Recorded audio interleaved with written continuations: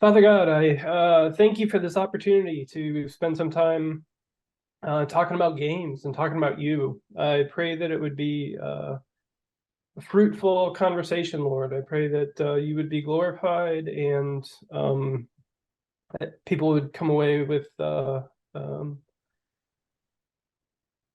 a deeper sense of you and just be blessed by it, Lord. So, in all these things, Lord, amen. Amen.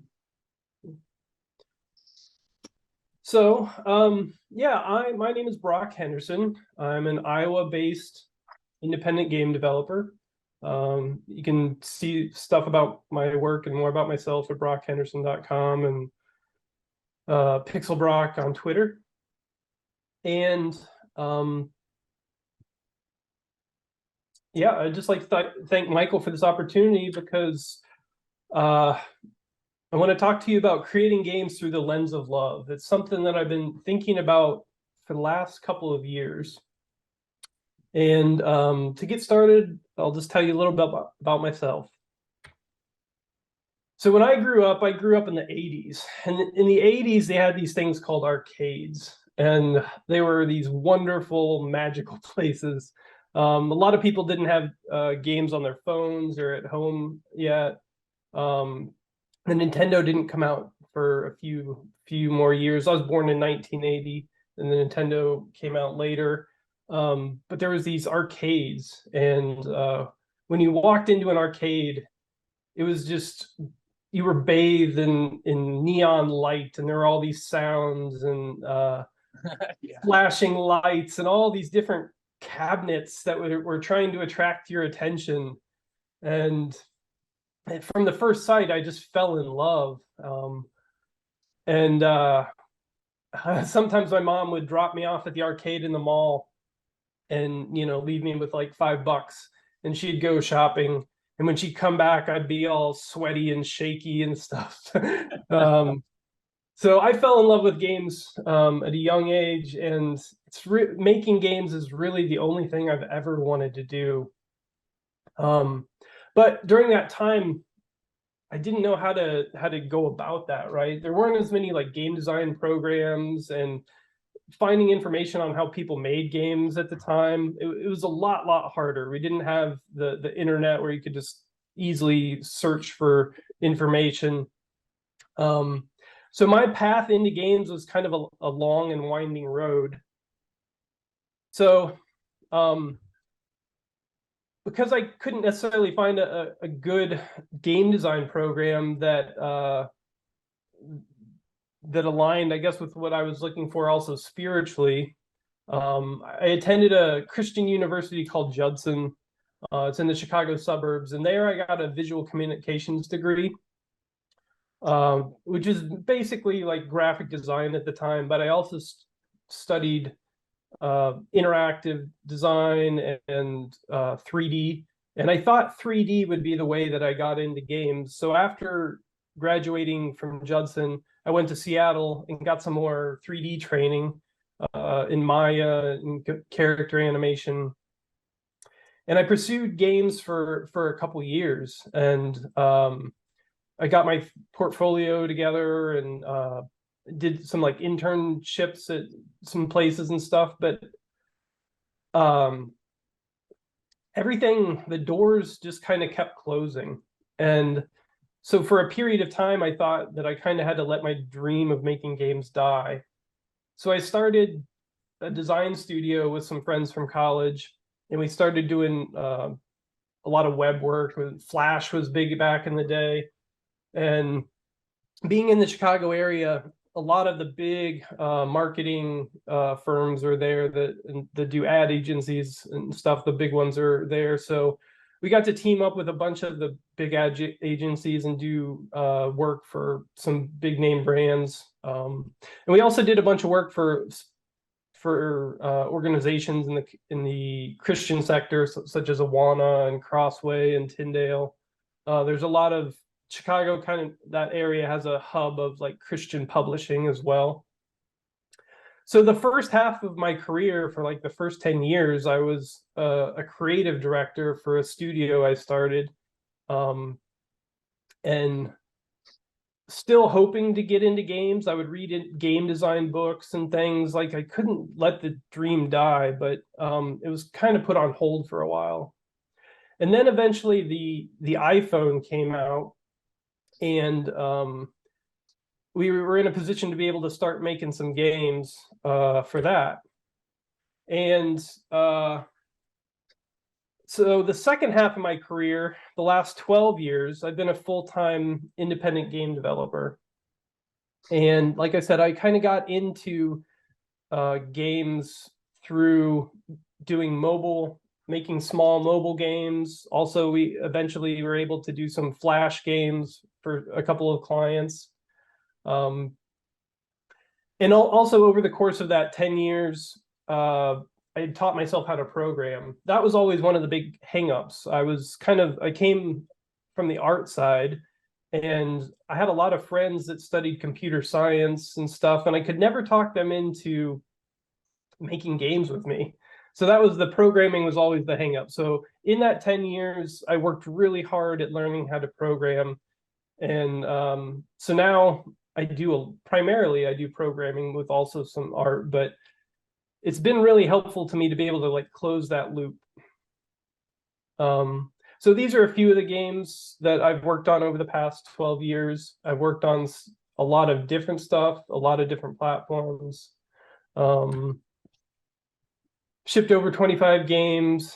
Some of them have been successful, a lot of different game engines, a lot of different platforms. And I'm really, really thankful. I've had a blessed career so far. And I didn't think I was going to be able to actually make games there for a while. So my current work is a few different things. I'm a board member on the Christian Game Developers Conference. I have a small studio called Pixel Pug, and I've also done a lot of work with my friends at Numinous Games, and I'll talk more about Pixel Pug and Numinous Games in a little bit here. One of the other things I've launched 2 years ago is a blog website called Faith Forms.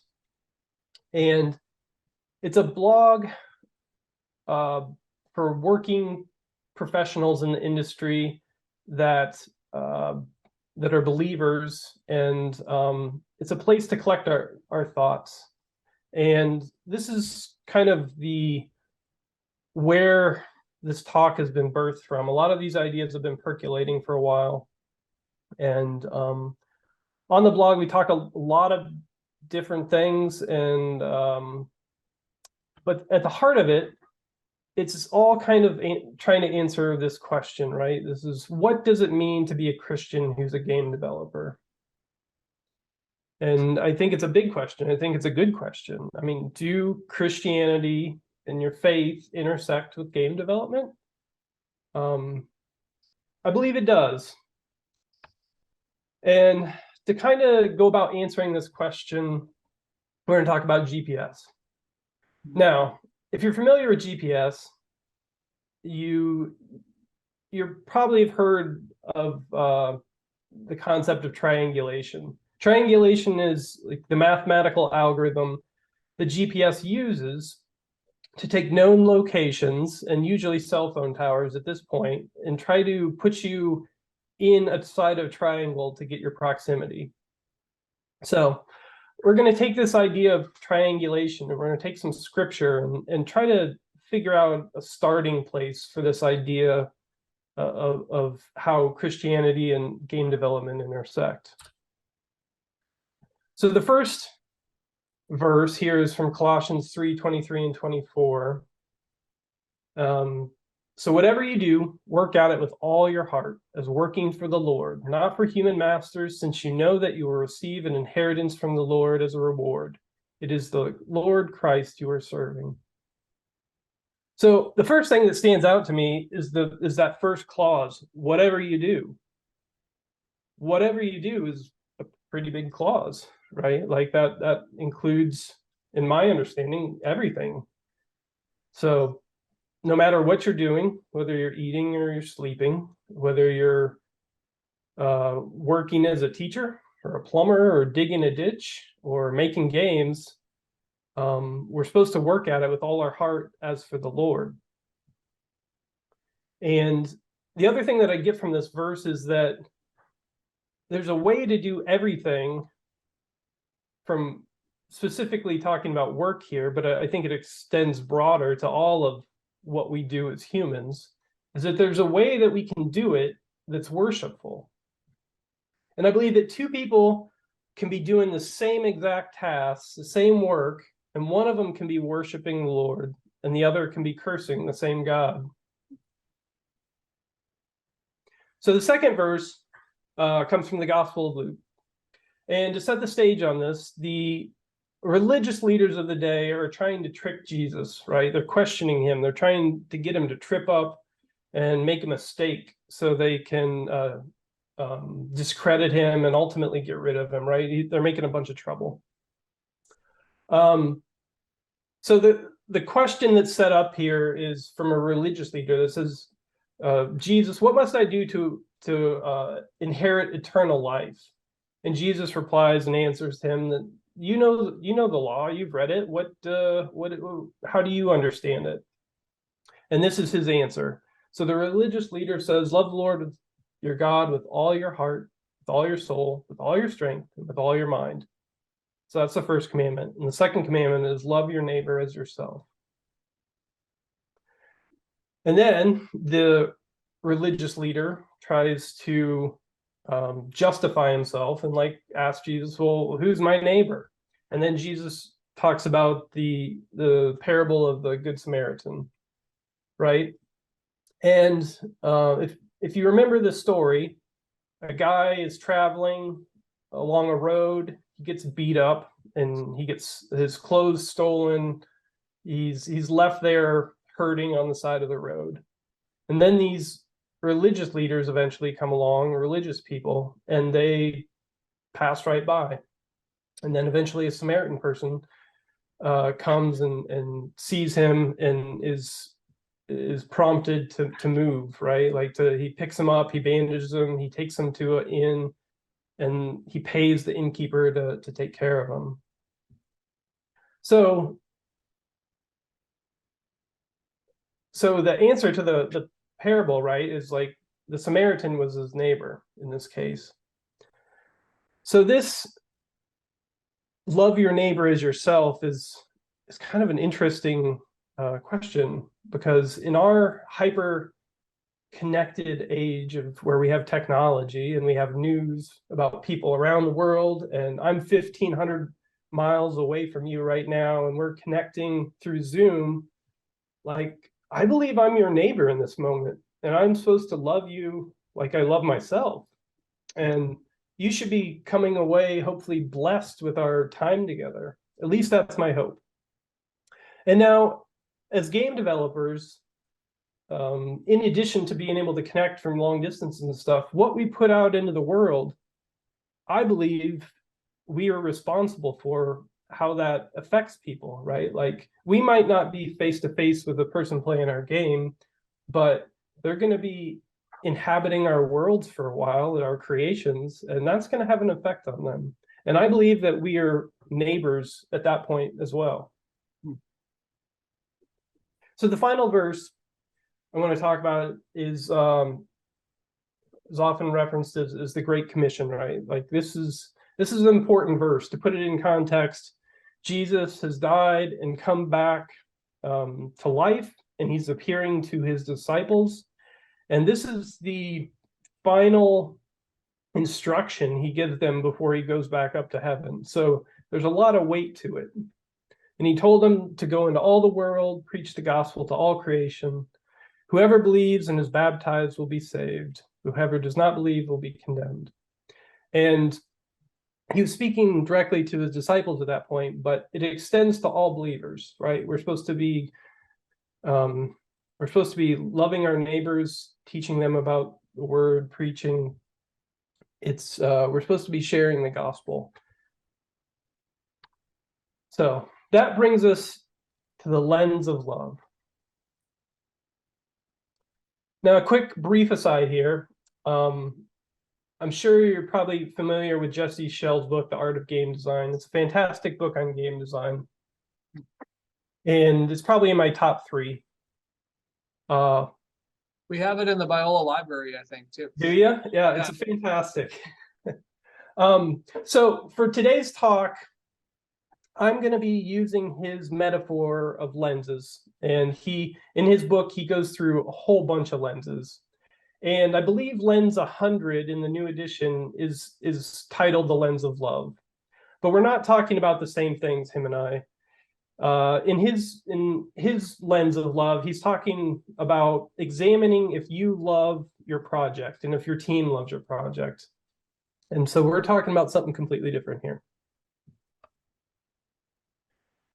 So we're using this lens of love to look through and think about how we approach games. So the important first, I guess, question is like, what are we looking at? So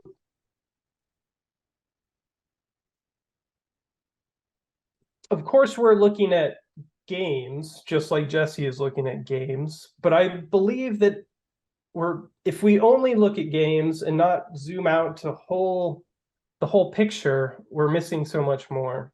And that's what I call the mission field of games. When you think about a mission field, what do you think about?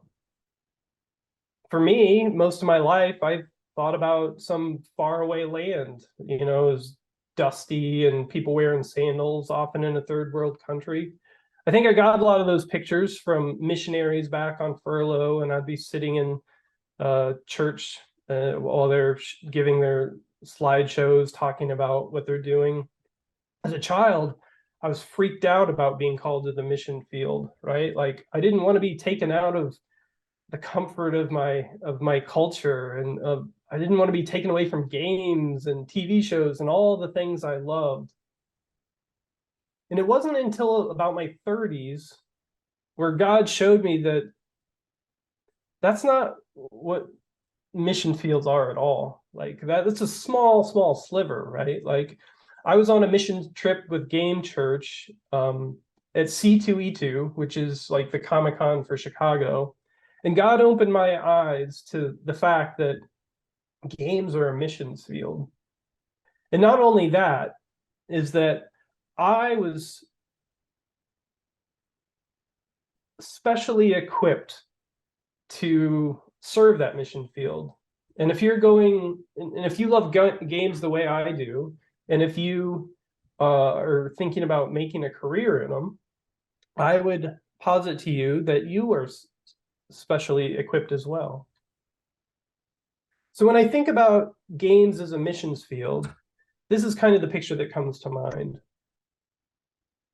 And these rings, we could maybe think about as circles of influence. They're also maybe different focal lengths as we talk about this lens of love.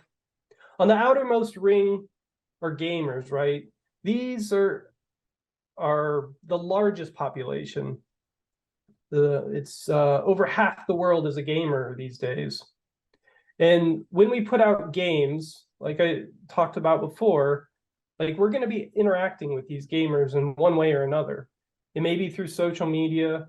It's most specifically going to be through the games we make, but there's all kinds of channels and avenues that gamers and game developers interact these days.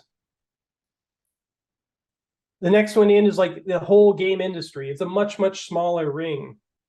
But when you're going to industry events like GDC and attending talks and different stuff, these are a whole different group of people. There's overlap there, but they're a different group of people that we have an opportunity to love. And as a game developer, you're going to be interacting with all these different circles, right? And in the back of your head, you should be thinking about love thy neighbor as yourself, right? So how do we love these people in all these different groups? And as we get smaller and smaller here, your influence tends to grow, right? You're going to have the most time with your teammates, especially when you're in development, right? You might spend a really intense year together or longer to develop this game. So long hours together. And so you have the greatest opportunity to love those in closest to you, right? In the smallest circle. Yeah. So we've talked about high level and kind of set the groundwork for this lens of love idea, but how does it change game development? Let's try to talk about some practical specifics. So as I've been thinking about this lens of love idea, I've slowly found that it touches all aspects. The more I think about it, there's places where it changes how I think about game development, how I approach what I do on a daily basis, right? If I'm loving the player, that's probably going to have an effect on how I try to monetize my game in some way, right? Like if I'm loving them and I want good things for my player, I'm not going to try to be sneaky and deceptive, right? I want them to have a good experience in my game. I want them to come away being blessed in some way, right? I want them to feel like their time and attention has been valued. And I'm not just trying to extract resources from them, right? As an industry, there's a lot of articles and stuff written about like ways to extract value, how to get people playing longer, how to get them addicted, how to extract the most amount of money. It's a business at the end of the day, but it can't be about simply the money and the people's attention and stuff, right? These are human beings created in God's image, and that has ramifications. It has eternal ramifications. So on a practical level too, if we're talking about loving people on your team, right? Like there's the way you interact with them on a daily basis. Also your development schedule. If your higher ups in your company are loving the people in their company, they're going to set a realistic development schedule, hopefully avoiding crunch, hopefully avoiding people getting burned out. And then even in the practical, as I've thought about it, like as a programmer, the way I write code and think about my code has changed, right? If I'm concerned about my teammate Ryan being able to get into part of the systems that I've wrote and understand it, like I want to be as clear as possible. I want to be as organized. I want my naming to make sense. Like all of this stuff, I don't know, it adds up, and it over the long haul, I think it changes a lot of dynamics. So my conviction is that, like I said, it's going to reshape every part of the development journey, from the end product that you release to the very first lines of code that you write. And it's going to be a benefit for both you, your team, and the players. So here's some potential benefits. When you start implementing some of these things, when you think about writing code that's easy to understand, writing code that tells the truth, how we name everything that's clear, and we follow some of these principles, right? You start to get some efficiencies, right? And in addition to that, if you're always leading with love and thinking about things with love, you're going to avoid a lot of costly problems, right? Like, I don't know if you are in tune with what's happening in the industry, but there's a bunch of sexual harassment lawsuits in some of these large companies and stuff. And there's a lot of toxicity between players and the game developers, and it's just hostile. There's a lot of hostility. There's a lot of people being taken advantage of, being used, being spit out, right? And so I guess what I want to be careful here and not make the claim that I think that I can't guarantee that this is going to help you sell millions of copies and be super successful. But I think in the light of eternity, it is going to make a big difference. And I have found that even just day to day, I have a greater enjoyment for my work. Like being able to enjoy the work is really important to me. And I think it's really important to God too, right? Like when he set things up in the garden, he gave us work, and it's supposed to be enjoyable and good. And if we don't use if we're not using the lens of love and going about our development with love, like it doesn't matter anyway. Ultimately, it doesn't matter how many awards you win or how big your studio is or whatever. It's not going to mean anything in light of eternity. And like, you might be asking, what does that mean? What do you mean it doesn't matter? It won't mean anything. Well, Paul talked about this in his letter to the Corinthians. So he writes this letter to the Corinth church, and it's a part of it is about love, and it comes from the same area of scripture, as the love passage you're probably familiar with, where it's read at weddings, or there's art hanging on the wall about love is patient, love is kind, love does not boast, right? All these qualities of love. And 2 verses before Paul launches into that, he talks about if you don't have love, right? If you don't have love, no matter how gifted you are, no matter how big your faith is, in the end, it's not going to matter because you didn't have the love, right? God looks at our heart, and it's not enough just to have the actions.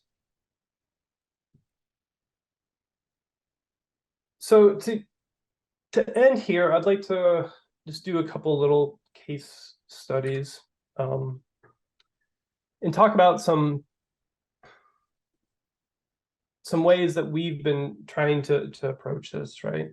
Numinous Games, like I mentioned, is run by some of my friends, Ryan Green, Josh Larson, and I've made a number of games with them over the years. And their approach to making games and being Christians is, I'd say, primarily testimonial. I've made 2 games with them about specifically cancer, which is a hard subject. And the big part of those games is about the testimony and people sharing their testimony as their stories about going through these really hard times, these times that are, can be taboo in our culture to talk about sometimes. And one of the other projects that we worked on was a game called Camp Painted Water with a playability initiative. And that was focused on a segment of gamers that have this debilitating disease that eventually robs kids of the ability to move their like arms and legs. It ultimately just kind of paralyzes them up. So they have very, very small motor movement. So approaching that game, we designed for them where all interactions were done with eye tracking software or a one-button mechanic. And these are the type of games that aren't going to get made without love, right? Some of these games are for the least of these. Some of these games are for those that are hurting.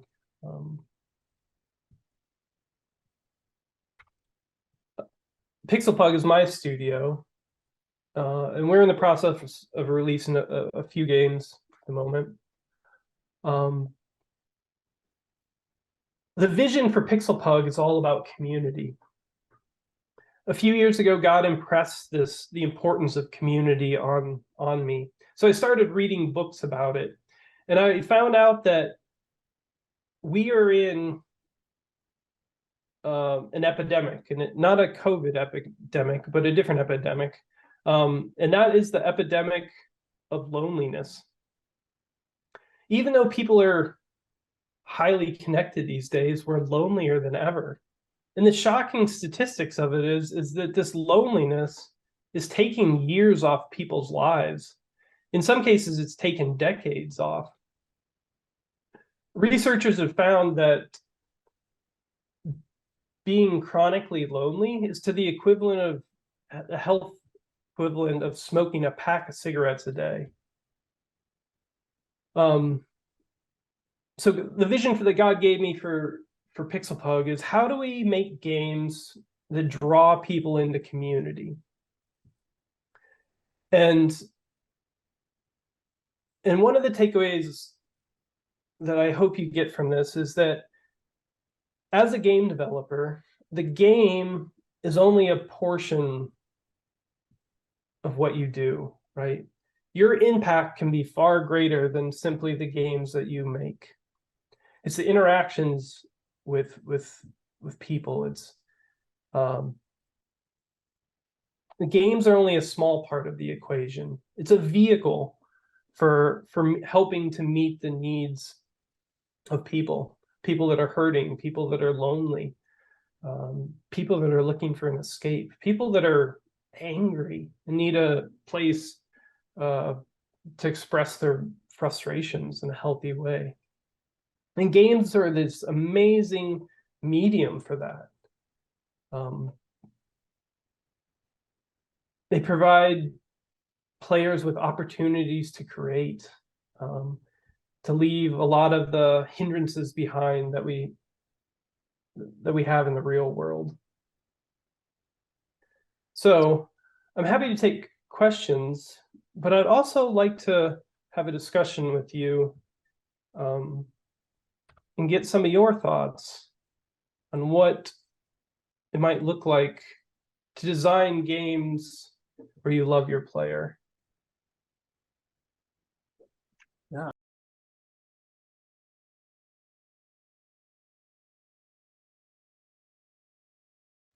In terms of balance, I haven't done it well. It's hard. I'm in a place right now where I'm doing some contracting work because funding has been delayed for one of my projects. It's hard. It's really hard because game development kind of can be a little bit consuming. It takes a lot of hours to make a game, and when you're in a certain headspace, it's hard. It takes a lot of discipline to be able to like work on multiple things. There's a lot of context switching that takes place that is not efficient. I will say that God's been very good to me and my friends. We've been blessed to be able to have some of these opportunities and lay in some of these deals and stuff. Like that stuff's all God. So.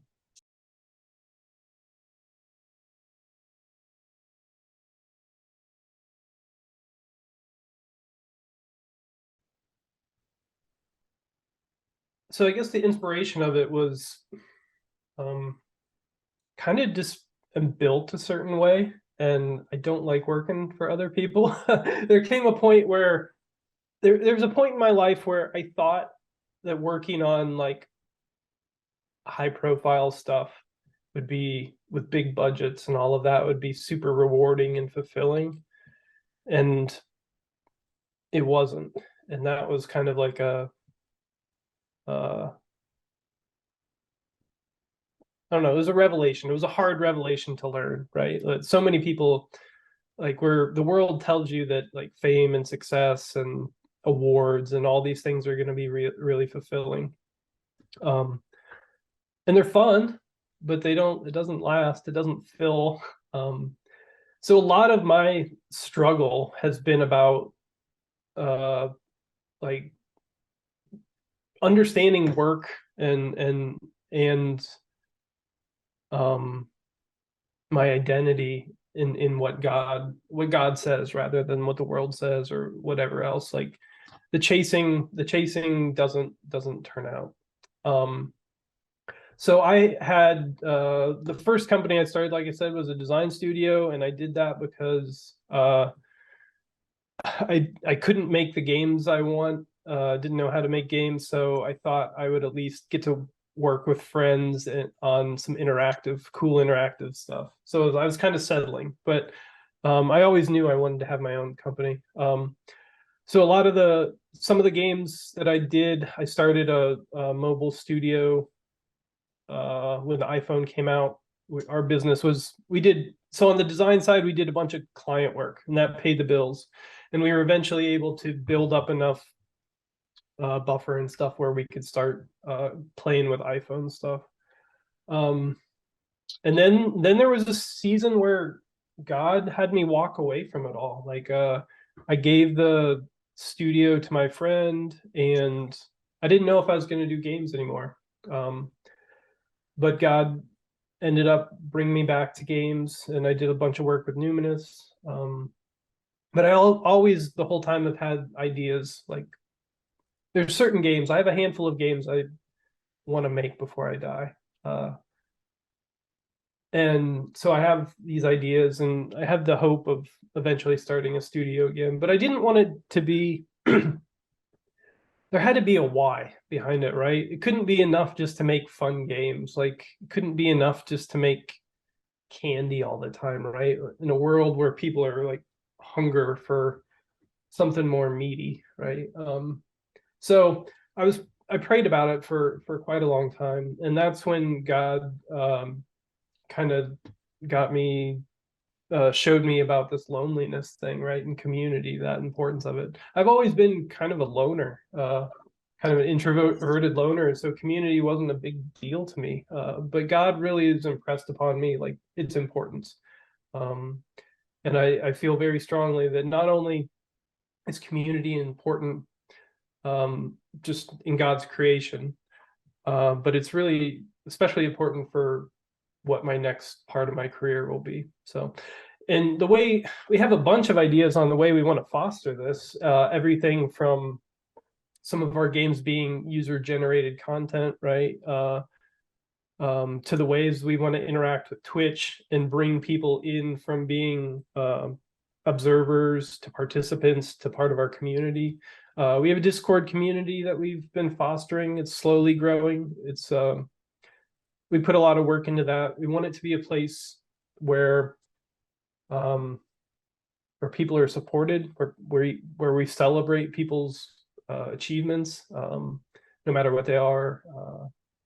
So I don't know. There's a bunch of ideas, and it's been slow. The last few years have been with COVID and various things like setback after setback. It's been kind of a season of discouragement for me, honestly. So.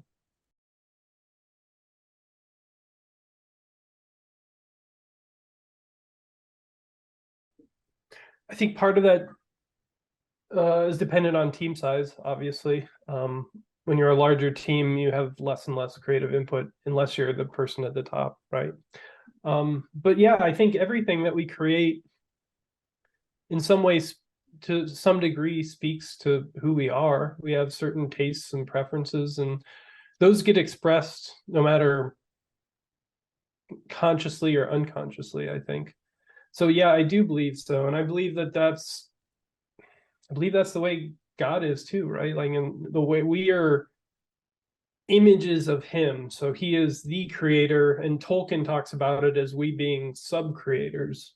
So I think we follow that pattern. And yeah, we do have a part of us becomes or is wrapped up in the things we create. And I think that's oftentimes why it's very difficult to take feedback and criticism on the things we create, right? Because it's to some degree it's kind of a part of us, and we have trouble separating the creation from us sometimes, right? It's a process. Going to art school and different things helps with that, right? You can develop being a little more analytical about it. But yeah, I totally think that part of us is in our creations.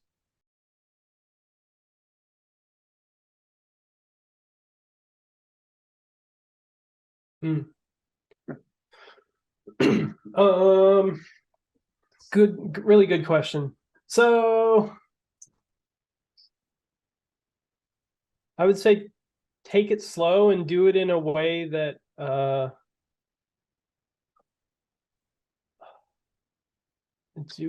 that's sustainable. So so I probably did it like the worst possible way. I'll just put that on the table. So when I started my studio, in the course of 3 months, I started a business, got married, and bought a house. And it put this tremendous amount of pressure on me and on my relationship with my wife. And there was just a lot of stress and a lot of things that I wish I wouldn't have done. So I guess I would say that I would, like I said, take it slow. So you're probably going to need, most likely, you're going to need to have some income after graduating. So you're probably going to be working for somebody else. And I guess when you take that job, make sure that you can work on other things, right? Like some big companies have like non-compete, and basically anything that you do while you're working from them technically is owned by them. So be very careful about what you're signing up for when you're taking on that job, because ideally you want to be able to work with your friends on this in the background and the side and stuff, right? Nights, weekends, when you get time. As you're learning and may already know, games take a long time in general to make something of quality, right? There's always the hit that looks like they didn't spend much time. Like and you wonder how that happened. There's always going to be that type of thing. But as a general rule, making a good game is going to take much longer than you think it will, and it's going to be much harder than you think it will. So you need to do that in a way that you can sustain, right? It's a marathon and not a sprint. I'm really thankful to be able to join you today and have this chat. So